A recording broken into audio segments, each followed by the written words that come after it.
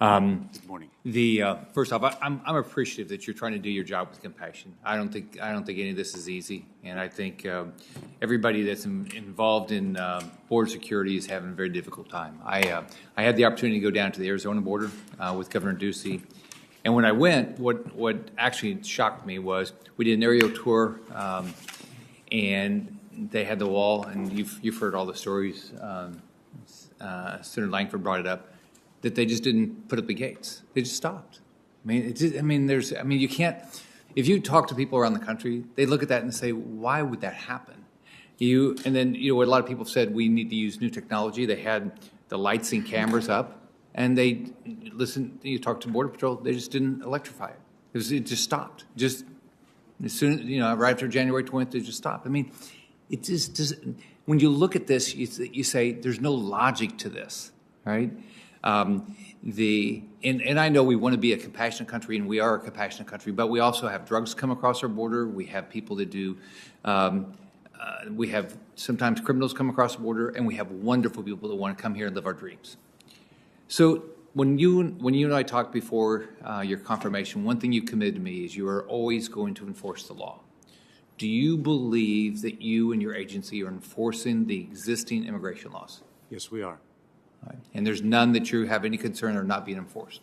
I believe that we are enforcing the laws in a smart and effective way, and actually we will do so smarter and more effectively as the days and weeks progress, and I'm very focused on that, and I'm looking forward to actually meeting with the ICE workforce in the coming days to hear from them as frontline personnel, to learn of their experiences, to inform the guidelines that I intend to promulgate. So you've seen this chart. The unbelievable increase in apprehensions, and also the chart that showed how many unaccompanied minors.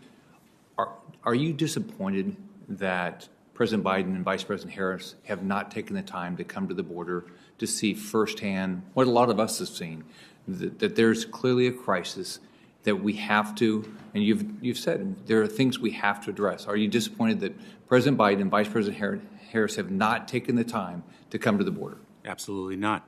What the President and the Vice President have done is directed me to address the challenges at the border, which are within my responsibility as the Secretary of Homeland Security, and I have visited the border on multiple occasions thus far.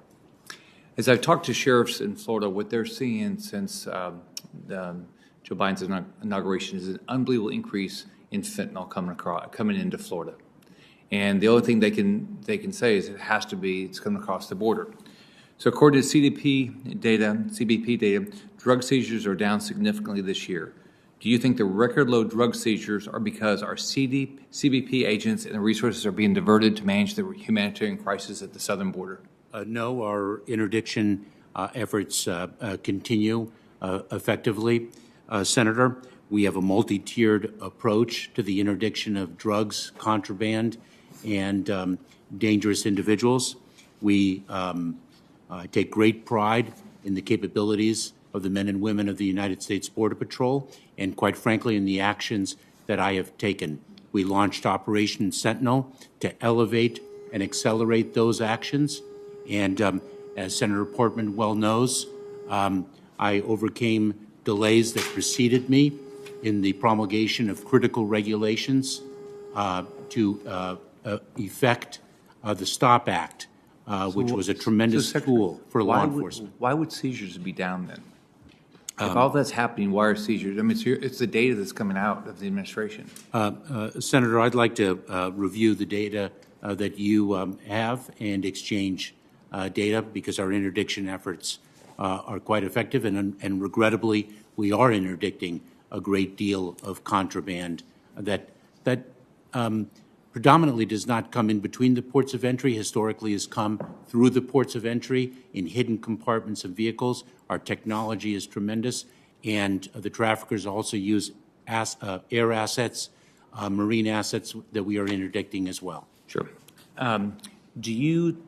Does DHS feel like it has a duty to remove illegal aliens convicted of serious crimes like sexually assaulting a child or manufacturing illegal drugs? Yes. And is that happening? Yes.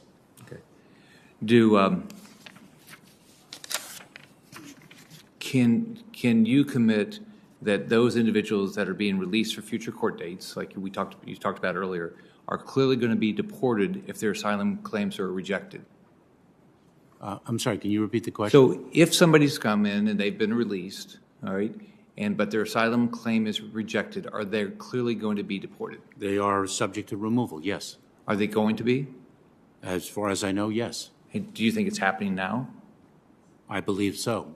What I think we need to focus on, quite frankly, Senator, and this is something I spoke to earlier, is addressing the asylum system and strengthening and improving it, so individuals who are actually eligible for relief and deserving of relief receive it in a reasonable period of time, and those who do not, the adjudications are delivered in a reasonable period of time, which is a problem that has plagued the asylum system for years and years and years. So going back to the wall and the technology that's not being connected to electricity, why is that?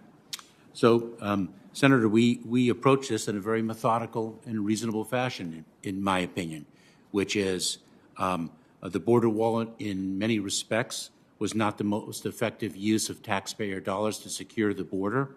The paradigm that had bipartisan support, certainly when I served as a deputy secretary, was a paradigm of different types of assets brought to meet the challenge. Physical barriers that were in existence, the use of technology and harnessing innovation to really be force multipliers, as well as, of course, the brave men and heroic men and women of the United States Border Patrol. And it is that three-part effort that is most effective. And so the methodology that was designed and is being implemented is, let's put a pause on the construction of the border wall. Let's assess what is actually needed to be completed. For example, the levees and the road erosion that we, in fact, have committed to. And let's take a look and see what does deserve and need to be continued and what really should be stopped. And so we're taking a look at the gates, the gaps, the deployment of sensors in those parts that have been completed, and what is reasonable to complete in the judicious exercise of taxpayer dollars. And so that's what we're doing. It sounds really good. You know, just from looking from the outside, it looks sort of crazy. The money's been committed, the wall's up, the gates just to go up, or the lights and the cameras are all there and just not. I mean, it just doesn't seem logical to the American public. I respectfully disagree, Senator. I think it's a logical way to approach, and if we can actually save the expenditure of dollars on something that should not be the subject of expenditures, it'd be terrific if we can forestall that and use those funds more effectively in a different way. Thank you, Senator Scott. Senator Hawley, you are recognized for your question.